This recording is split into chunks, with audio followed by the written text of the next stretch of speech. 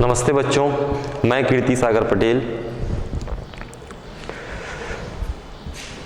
कक्षा 11वीं विषय भौतिक शास्त्र के इकाई 4 अध्याय 10 कार्य ऊर्जा एवं शक्ति के बारे में हम अध्ययन करेंगे, जिसमें सर्वप्रथम कार्य हम किसे कहेंगे, कार्य का होना कब कहा जाएगा, इस पर यदि हम विचार करें तो हम देखते हैं कि दैनिक जीवन में हम पढ़ना, लिखना, बोझ उठाना, साइकिल चलाना, कुएं से पानी निकालना आदि क्रियाएं करते हैं। इन क्रियाओं को ही क्या कहते हैं, कार्य कहते हैं। भौतिकी में कार्य का होना तभी माना जाता है जब वस्तु पर बल लगाने पर विस्थापन बल की लंबवत दिशा के अतिरिक्त किसी अन्य दिशा में हो। तो भौतिकी में यदि हम परिभाषा याद रखें तो याद रखना है आपको कि भौतिकी में कार्य का होना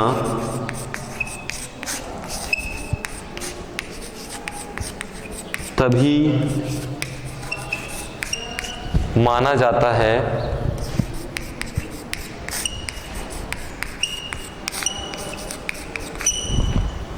जब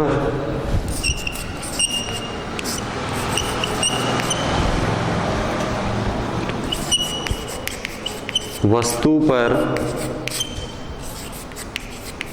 बल लगाने पर विस्थापन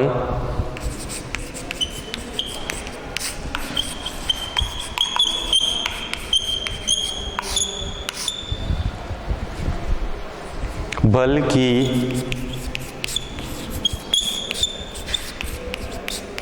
लंबवत दिशा के अतिरिक्त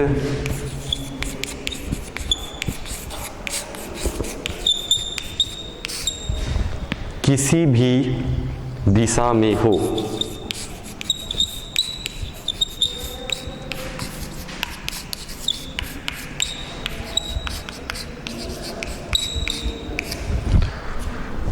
तो हम याद रखिए कार्य क्या होता है, कार्य किसे कहते हैं। भौतिकी में कार्य का होना तभी माना जाता है जबकि वस्तु पर बल लगाने पर उसमें जो विस्थापन है, बल लगाने पर जो विस्थापन है बल की लंबवत दिशा के अतिरिक्त किसी भी दिशा में हो, तो इसे हम कार्य कहते हैं। उदाहरण के रूप में यदि हम किसी पुस्तक को, कोई पुस्तक है जमीन पे है और उस जमीन से उस पुस्तक को हम उठाकर किसी अन्यत्र स्थान पे, जैसे ये पुस्तक है, इस पुस्तक को जमीन पर है, जमीन से उठाकर किसी अन्यत्र स्थान पर ले जाकर रख दें, तो यहाँ पे बल लगाकर हम उस वस्तु का विस्थापन किए, वस्तु का विस्थापित हुआ। विस्थापन जो होता है एक स्थान से दूसरे स्थान पर वस्तु को ले जाना, ये कहलाता है विस्थापन। तो वस्तु को हम एक स्थान से दूसरे स्थान पर ले जाकर विस्थापित कर रहे हैं, तो यह क्रिया जो है वो कार्य कहलाएगी। अब यदि हम उसी पुस्तक को जमीन से ऊपर की ओर उठाते जाएं, ऊपर की ओर उठा रहे हैं, तो जब धीरे धीरे हम उसे उठाएंगे तो कार्य होगा। परंतु यदि हम उस वस्तु को उठाने के पश्चात एक स्थान पर कुछ समय के लिए उस पुस्तक को यथावत रख दें, तो उस स्थान पे जहाँ पे वो पुस्तक को लिए मैं खड़ा हूँ, जैसा कि इस स्थान पे यदि मैं पुस्तक को लिए खड़ा हूँ, तो क्या इस पुस्तक पर कार्य होगा? क्योंकि यहाँ पे जो विस्थापन है, वस्तु को मैंने उठाकर एक स्थान पे रख दिया है, तो तो यहाँ पे जो कार्य है इस बिंदु पे, जब मैं पुस्तक को हाथ में लिए खड़ा हूं, यहाँ पे कार्य शून्य होगा।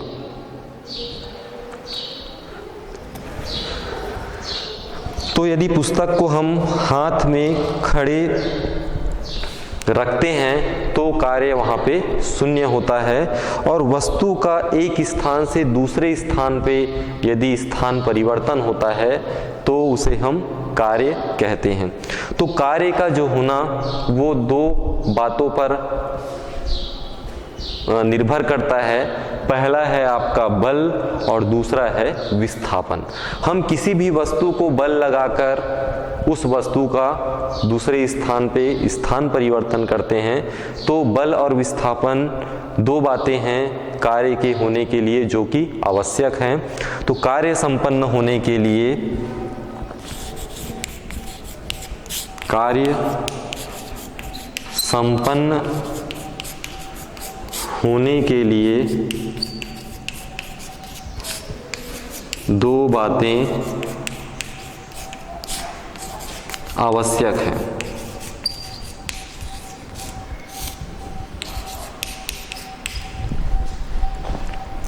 पहला बल और दूसरा विस्थापन।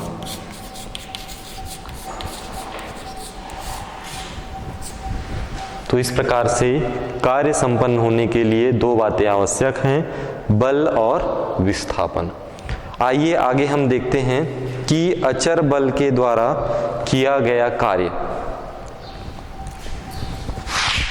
दूसरा आगे हमारा जो टॉपिक है वो अचर बल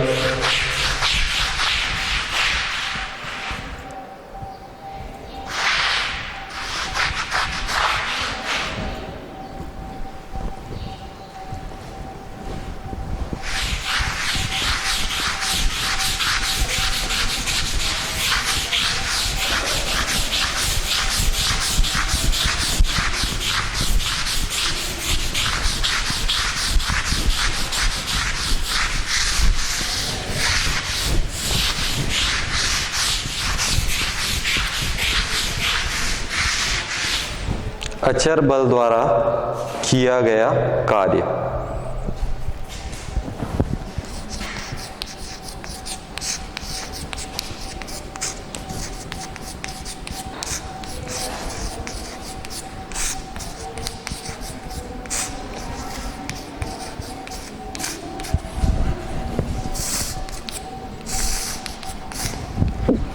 यहां पे आप देखते हैं कि अचर बल, अचर बल के द्वारा किया गया कार्य। अचर बल क्या होता है? अचर बल वह बल है जिसका द्रव्यमान एक निश्चित होता है। एक हम निश्चित द्रव्यमान का बल लगाएं वह कहलाता है अचर बल। तो किसी भी कार्य की माप, कार्य की जो माप है वह बल के परिमाण और बल की दिशा में वस्तु के विस्थापन के गुणनफल के बराबर होता है। तो हम कार्य बराबर कहेंगे, कार्य बराबर बल गुणा बल की दिशा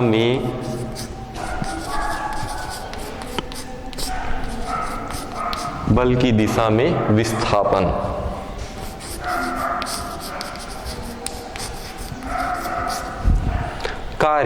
कार्य को हम अंग्रेजी में वर्क कहते हैं, वर्क। तो कार्य को हम अंग्रेजी वर्णमाला के बड़े अक्षर कैपिटल अक्षर W से प्रदर्शित करते हैं। W।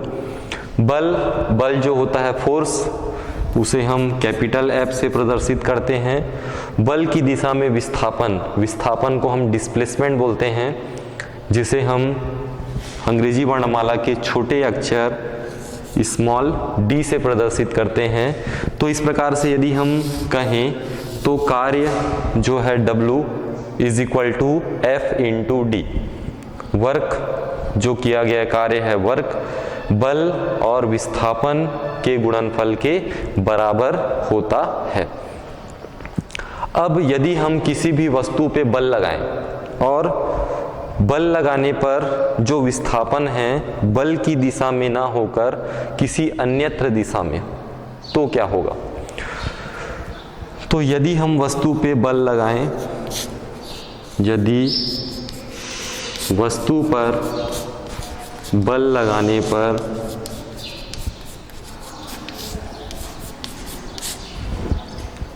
वस्तु का विस्थापन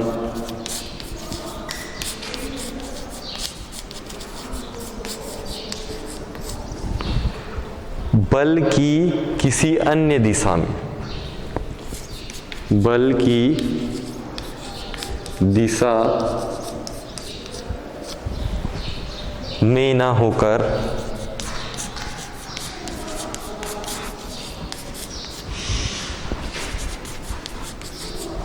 अन्य दिशा में हो। अब हम यदि अचर बल के द्वारा कोई कार्य करते हैं तो कार्य जो होता है बल और बल की दिशा में विस्थापित होता है, लेकिन वस्तु पर यदि हम बल लगाएं और जो वस्तु का विस्थापन है बल की दिशा में ना होकर किसी अन्य दिशा में हो, जैसे ये एक वस्तु है, यदि हम देखें तो हम इस पे बल लगा रहे हैं आगे की ओर, लेकिन इस वस्तु का विस्थापन ऊपर की ओर हो गया, ये विस्थापित इस ओर में हो गया, तो विस्थापन को हम लोग d से दर्शाते हैं। तो इस वस्तु पे बल लगाते हैं आगे की ओर, तो लेकिन बल का विस्थापन किसी अन्य दिशा में हो, बल की दिशा से किसी अन्य दिशा में हो, तो इनके बीच जो बनने वाला जो कोण है, माना कि वो थीटा है, तो इस पर घटक, इस वस्तु पे घटक जो कार्य करेगा वो कार्य करेगा d cos theta. cos theta यहाँ पे क्षैतिज घटक कहलाता है। तो किसी वस्तु पे हम बल लगाते हैं तो दो उस पे घटक कार्य करते हैं, एक क्षैतिज घटक और लंबवत घटक। तो यहाँ पे चूंकि बल की दिशा हम आगे की ओर ले रहे हैं, वस्तु ऊपर की ओर विस्थापित हो रहा है, तो यहाँ पे क्षैतिज घटक कार्य करेगा d cos थीटा। तो यहाँ पे जो कार्य होगा, तो कार्य को हम W से दर्शाते हैं, W is equal to F D cos theta. कार्य बराबर बल गुणा बल की दिशा में विस्थापन है। तो कार्य जो है वो हमारा वर्क W है, F जो है वो बल है, और d cos theta, d cos theta यहाँ पे बल की दिशा में विस्थापन का घटक है। दोनों में अंतर केवल इतना ही है कि हम अचर बल द्वारा यदि कार्य करते हैं तो कार्य बराबर बल गुणित बल की दिशा में विस्थापन लेते हैं, अन्य दिशा में यदि हम कार्य करते हैं तो कार्य बराबर बल गुणा बल की दिशा में विस्थापन का घटक, ये कहलाता है W बराबर एफ डी कॉस थीटा। अब हम यहाँ पे देखें कि जो हम बल लगा रहे हैं और जो बल की दिशा में विस्थापन हो रहा है F into D, F into D, ये एफ डी कॉस थीटा के बराबर होगा। अब यदि यहाँ पे दो समीकरण हैं, इन दोनों समीकरणों को देखें तो इनका एफ डी कॉस थीटा, ये पक्ष आपस में क्या है, बराबर है, तो ये पक्ष भी आपस में बराबर होगा। इस प्रकार से किया गया जो कार्य W बराबर, यदि देखें तो W बराबर F इंटू डी।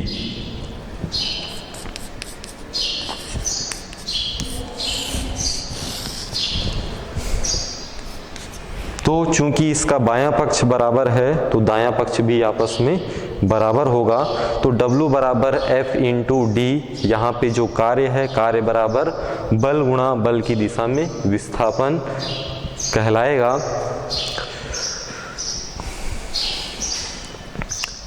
F और D दो सदिश हैं, तो दो सदिशों का अदिश गुणनफल, एक अदिश राशि होता है, इसीलिए जो कार्य है वह एक अदिश राशि होती है।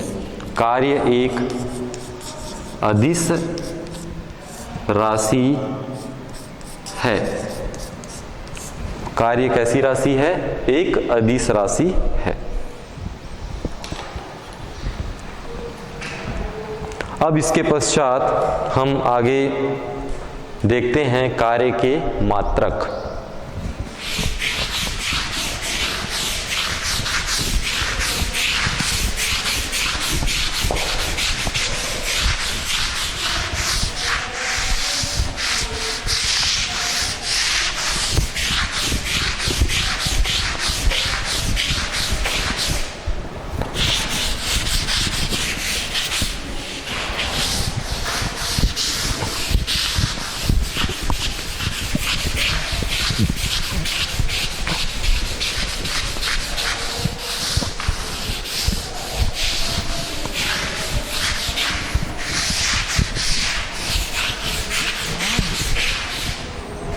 कार्य के मात्रक।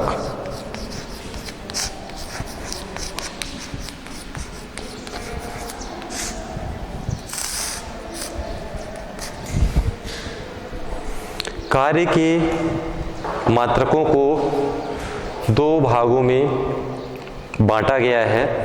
पहला जो भाग है वह निरपेक्ष मात्रक कहलाता है। निरपेक्ष मात्रक, और दूसरा गुरुत्वीय मात्रक।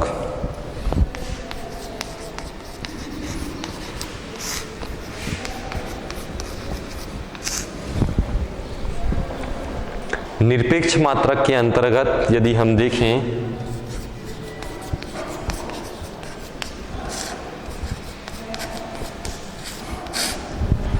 तो निरपेक्ष मात्रक में कार्य का SI मात्रक,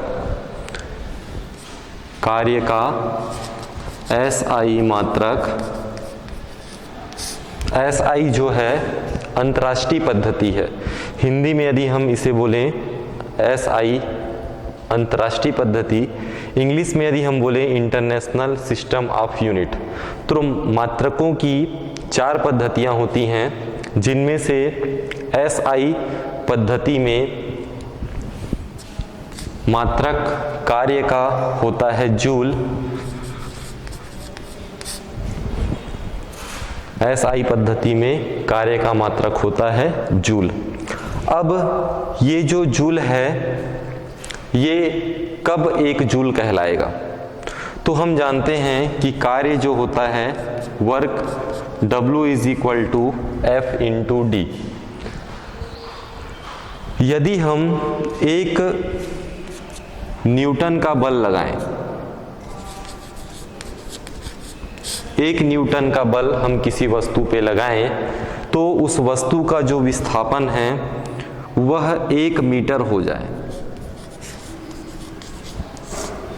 यदि हम किसी वस्तु पर 1 न्यूटन का बल लगाते हैं तो वो जो वस्तु है उसका विस्थापन 1 मीटर वो आगे वस्तु विस्थापित हो जाती है। तो जो किया गया कार्य है, जो वर्क है, वो हमारे पास आएगा 1 न्यूटन। 1 का 1 से आप मल्टीप्लाई करेंगे, 1 आएगा 1 न्यूटन मीटर। तो 1 न्यूटन मीटर किया गया जो कार्य है वह 1 जूल कहलाएगा। तो SI पद्धति में जो कार्य का मात्रक है जूल, और 1 जूल कब कहलाएगा? जब हम किसी वस्तु पर 1 न्यूटन का बल लगाएं तो वस्तु का विस्थापन 1 मीटर हो जाएगा। तो किया गया कार्य जो है वह 1 जूल कहलाएगा। इसी प्रकार से हम CGS मात्रक में देखें, कार्य का CGS मात्रक।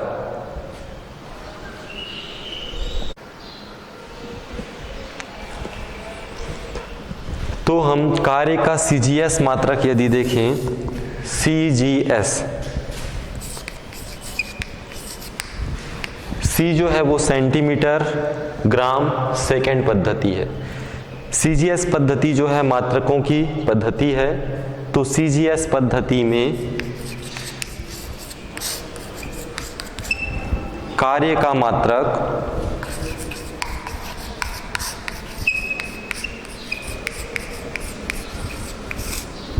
कहलाता है अर्ग। सीजीएस पद्धति में कार्य का मात्रक होता है अर्ग। और आप जानते हैं कि जो कार्य है W बराबर F इंटू डी होता है। तो यदि हम किसी भी वस्तु पर एक डाइन बल का जो मात्रक है सीजीएस पद्धति में वो है डाइन, तो एक डाइन का यदि हम बल लगाएं, ये जो डाइन है वो सीजीएस पद्धति में बल का मात्रक है। तो एक डाइन का हम किसी वस्तु पे बल लगाते हैं तो बल की दिशा में वस्तु का जो विस्थापन है वह 1 सेंटीमीटर यदि हो तो जो किया गया कार्य है वो एक डाइन सेंटीमीटर कहलाएगा। और यह जो है एक अर्ग के बराबर होता है। तो इस प्रकार से हम अर्ग जो है कार्य का जो मात्रक है, किसी भी वस्तु पर यदि हम एक डाइन का बल लगाएं तो बल की दिशा में वस्तु का विस्थापन 1 सेंटीमीटर हो तो किया गया कार्य अर्ग कहलाएगा। तो इस प्रकार से कार्य का एसआई मात्रक होता है जूल और सीजीएस मात्रक जो होता है वह होता है अर्ग। तो इन चीज़ों को आप याद रखेंगे। कार्य का जो एसआई मात्रक है वो जूल होता है और सीजीएस जो मात्रक होता है वह होता है अर्ग। अब कार्य के इन जो मात्रक हैं एसआई मात्रक जूल और सीजीएस मात्रक अर्ग में हम संबंध स्थापित करते हैं कि कार्य के मात्रक जूल और अर्ग में क्या संबंध है, इनके बीच संबंध होता है, उसको देखते हैं। तो जूल और अर्ग में संबंध,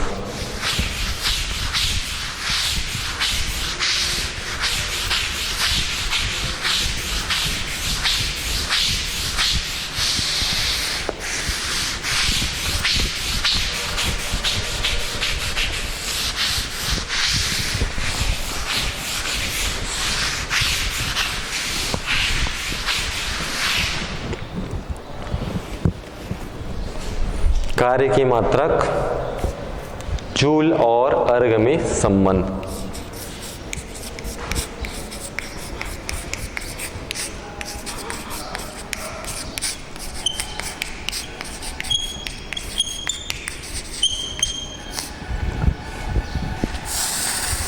अभी हमने देखा कि एक जूल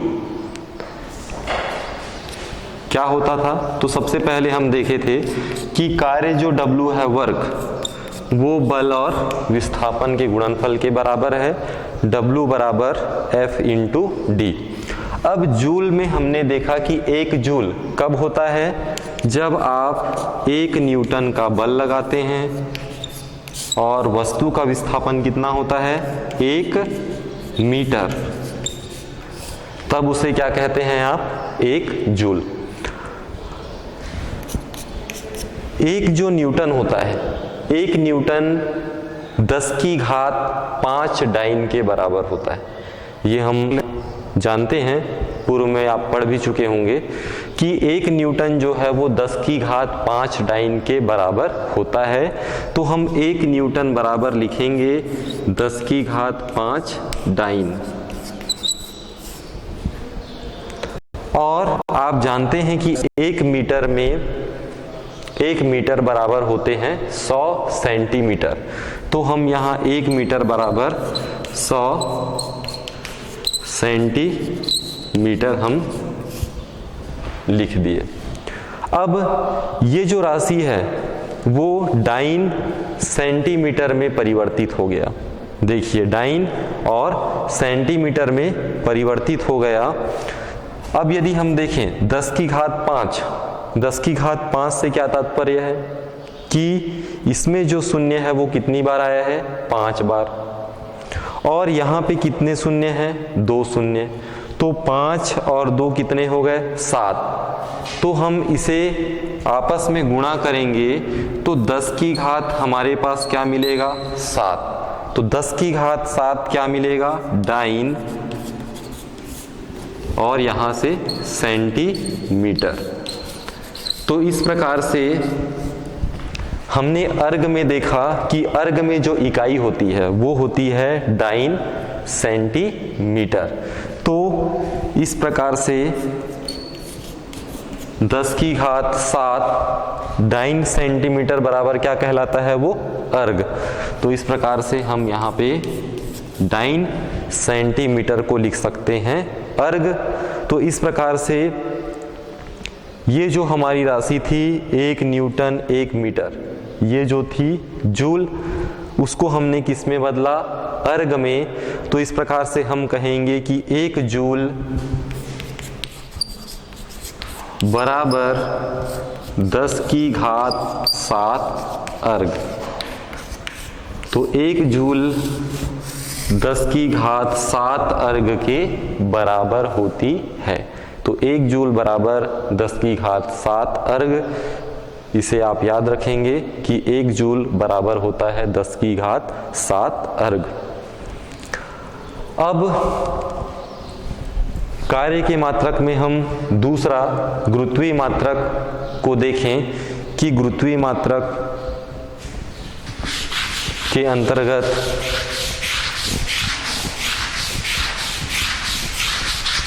क्या होता है। तो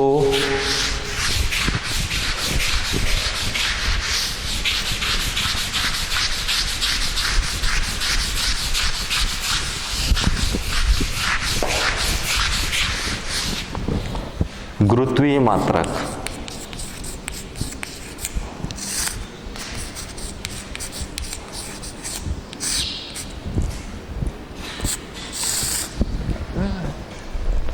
गुरुत्वीय मात्रक अभी हमने देखा 2 पद्धति। पहली थी आपकी एसआई पद्धति। एसआई पद्धति में जो मात्रक होता है गुरुत्वीय मात्रक, गुरुत्वीय मात्रक किसका, कार्य का। कौन सी पद्धति में, एसआई पद्धति में। ये होता है किलोग्राम मीटर, किलोग्राम मीटर। और किलोग्राम मीटर कब होगा, W बराबर हम जानते हैं F इंटू डी होता है।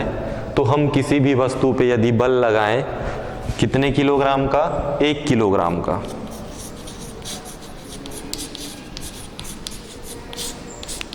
तो कितना विस्थापन होगा उसमें, 1 मीटर। तो इस प्रकार से 1 किलोग्राम मीटर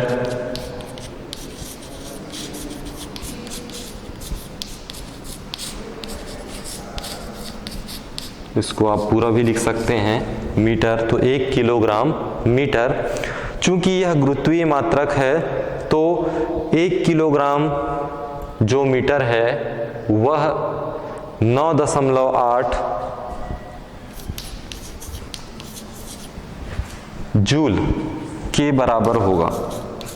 ऐसा ही पद्धति में चूंकि हम कार्य का मात्रक जूल लेते हैं, इसीलिए गुरुत्वीय मात्रक एसआई पद्धति में कुल 1 किलोग्राम मीटर, जिसे हम कार्य में यदि बदलें वर्क में, तो 9.8 जूल की प्राप्ति होती है, 9.8 जूल।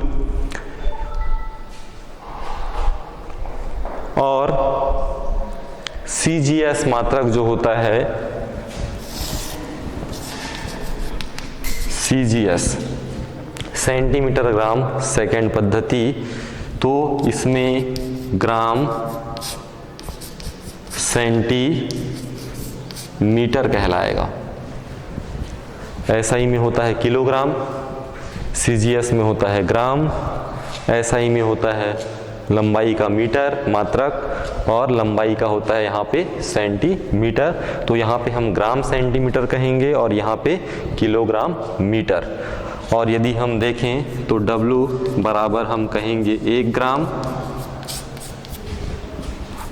बल लगाएं तो वस्तु का जो विस्थापन है वो 1 सेंटीमीटर होगा। तो इस प्रकार से 1 ग्राम सेंटीमीटर वस्तु के द्वारा किया गया कार्य होगा। और CGS पद्धति में जो बल का जो मात्रक हम लेते हैं वो होता है 980 डाइन।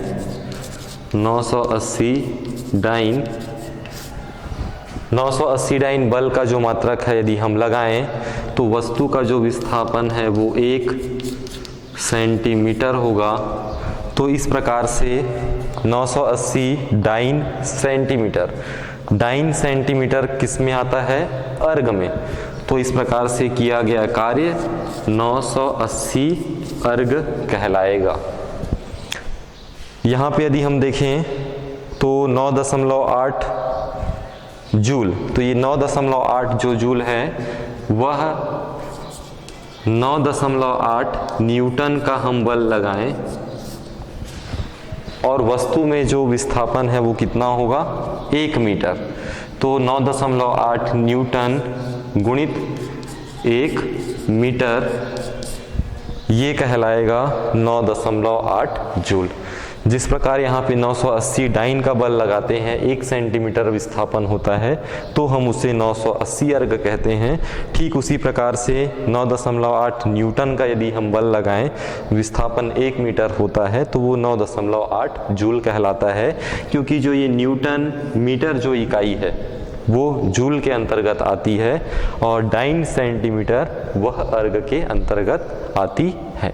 तो इस प्रकार से कार्य के जो मात्रक हैं गुरुत्वीय मात्रक SI पद्धति में किलोग्राम मीटर हैं और CGS पद्धति में ग्राम सेंटीमीटर प्राप्त होता है। अब आगे कार्य का हम विमीय सूत्र देखते हैं। कार्य का विमीय सूत्र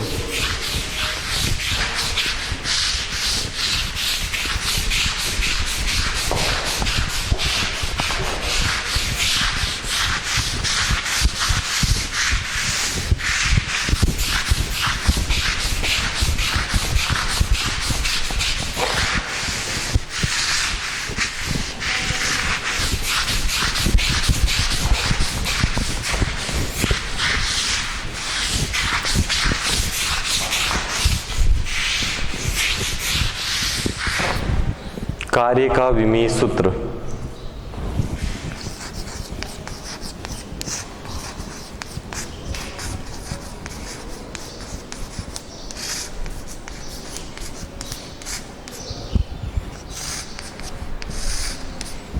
पूर्व के अध्याय मापन में आपने विमीय सूत्र के बारे में अध्ययन किया होगा। विमीय सूत्र हम कार्य का यदि हमको ज्ञात करना है तो हम जानते हैं कि जो कार्य है वो बल और विस्थापन के गुणनफल के बराबर होती है। कार्य बराबर बल गुणा बल की दिशा में विस्थापन होता है। तो W बराबर F इंटू डी। अब इसमें हम कार्य का विमीय सूत्र हमको ज्ञात करना है तो उसके लिए यहाँ पे 2 राशियाँ हैं। पहला है बल और दूसरा है विस्थापन।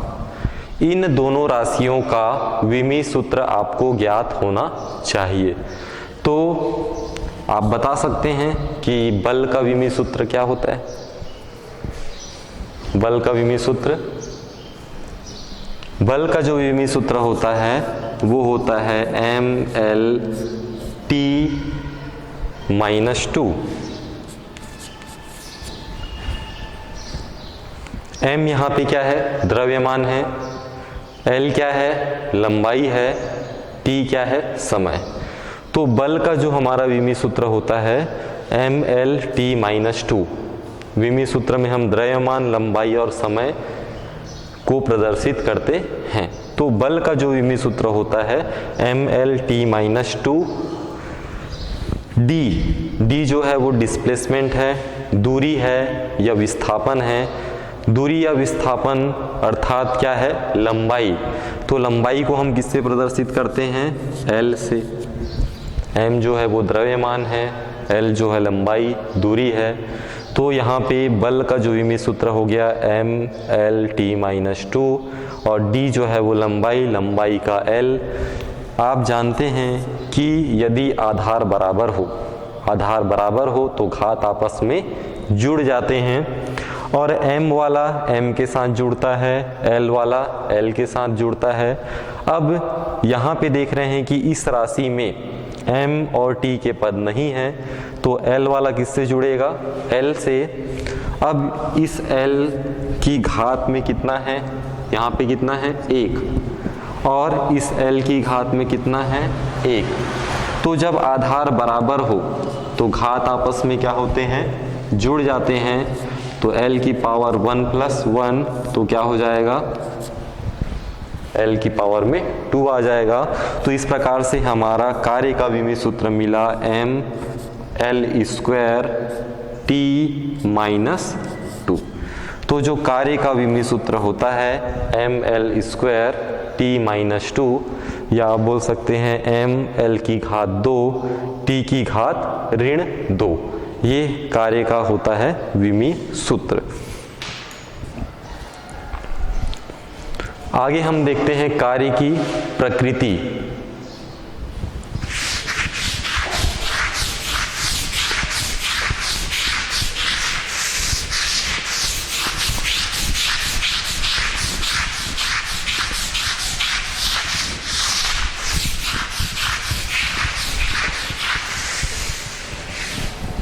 कार्य की प्रकृति, कार्य किस प्रकार से कार्य जो है उसकी प्रकृति होती है।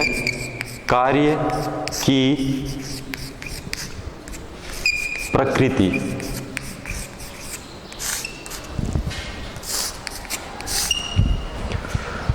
कार्य की प्रकृति के लिए हम विचार अध्ययन करने से पहले हम ये जानते हैं कि जो किया गया कार्य है W बराबर FD cos थीटा।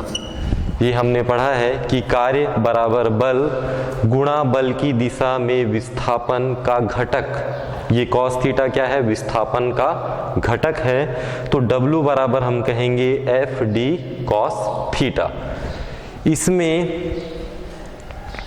पहला कि जो थीटा है, थीटा का जो मान है, जो इनके बीच का बनने वाला कोण है, बल और विस्थापन के बीच का कोण जो कि है थीटा, ये यदि 0 अंश हो, थीटा बराबर 0 अंश, थीटा बराबर 0 अंश होगा तो cos थीटा का मान यदि हम निकालें, cos थीटा यदि हम निकालें त्रिकोणमितीय सारणी के आधार पर, तो cos 0 का मान क्या होता है, cos 0 का मान 1 होता है।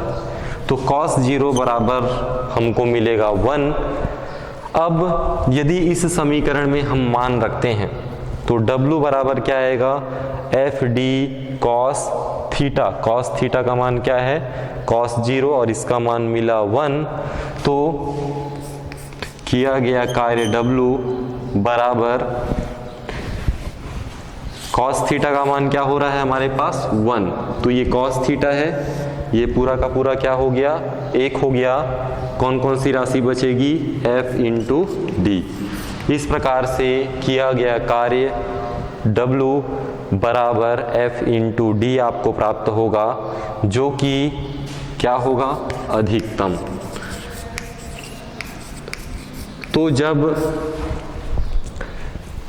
थीटा का मान यदि 0 अंश हो, बल और विस्थापन के बीच का जो कोण है वो 0 अंश हो, तो किया गया कार्य अधिकतम होता है।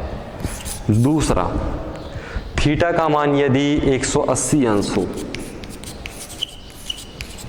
यदि बल और विस्थापन के बीच का जो कोण है 180 अंश हो, तब क्या होगा, cos थीटा का मान हम निकालते हैं तो cos थीटा का मान हम कितना ले रहे हैं 180 अंश, तो थीटा की जगह हम रख दिए 180 अंश। कॉस 180 अंश का मान कितना होता है, यदि हम त्रिकोणमितीय सारणी में देखें तो कॉस 180 अंश का मान होता है -1। तो हम ये मान पुनः फिर इस समीकरण में यदि रखें तो W बराबर एफ डी, और ये कॉस थीटा का हमको मान कितना मिल रहा है -1। तो किया गया कार्य W बराबर F और D तो है ही है, F इंटू डी हमारे पास है। कॉस थीटा का मान कितना है -1, ये इनसे गुणा होगा, इसका मान हो गया -1, एफ डी से यदि गुणा होगा तो क्या होगा -FD। तो इस प्रकार से जो कार्य है वो कैसा आया, माइनस लग गया तो ऋणात्मक, तो इसे हम कहेंगे कि जो किया गया कार्य है वो क्या होगा, ऋणात्मक होगा। तो यहाँ पे यदि हम लिख देते हैं कि कार्य कैसा होगा, तो कार्य जो होगा वो यदि थीटा बराबर 180 अंश है तो ऋणात्मक होगा। तीसरा, यदि हम थीटा बराबर 90 अंश लें, जो बल और विस्थापन है उनके बीच का कोण यदि 90 अंश हो, उस कंडीशन में क्या होगा, कॉस थीटा का मान हमको कितना रखना है 90 अंश, तो कॉस 90 अंश बराबर, कॉस 90 अंश का मान कितना होता है 0, तो कॉस 90 अंश का मान होता है 0। यदि हम यहाँ पे मान रखें तो कॉस थीटा का मान 0 हो गया, और किसी भी राशि में यदि मान 0 हो गया तो वो पूरी जो राशि है वो 0 हो जाएगी। तो किया गया जो कार्य है W बराबर हो गया 0। इस प्रकार से कार्य क्या होगा, क्या कहलाएगा 0। तो इस प्रकार से हम कहेंगे कि कार्य जो है वो अधिकतम से तात्पर्य ये कैसी राशि है, यहाँ पे यदि हम देखें तो धनात्मक है, तो इसे हम अधिकतम भी कह सकते हैं या कह सकते हैं धनात्मक। तो कार्य कैसी हो सकती है, कार्य जो है वो धनात्मक भी हो सकती है, तो कार्य धनात्मक अर्थात अधिकतम, दूसरा ऋणात्मक और 0। तो हम कहेंगे कि कार्य धनात्मक, ऋणात्मक, 0 हो सकता है।